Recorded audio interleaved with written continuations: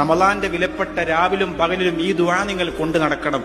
ഒന്ന് അല്ലാഹുമ്മ ഗുഫർലി ദംബി, രണ്ട് വവസ്സിഅലി ഫീ ദാരി, മൂന്നാമത്തത് വബാരിക് ലീ ഫീമാ റസഖ്തനി.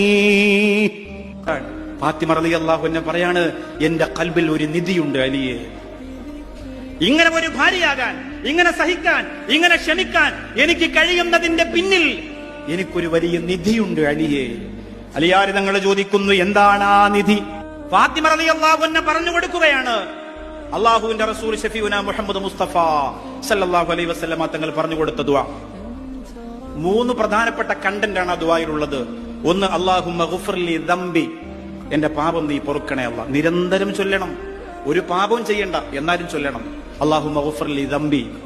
രണ്ടാമത്തത് വവസ്സിഅലി ഫീ ദാരി, എന്റെ വീട് നീ വിശാലമാക്കണേ അല്ലാ. എന്ന് പറഞ്ഞാൽ 50,000 സ്ക്വയർ ഫീറ്റ് എന്നല്ല, വിശാലത എന്ന് പറഞ്ഞാൽ അങ്ങനെയല്ല, സഹിക്കാനും ക്ഷമിക്കാനും പൊരുത്തപ്പെടാനുമുള്ള വിശാലത, അതാണ് വിശാലത. ചെറിയ വീടായിരിക്കാം,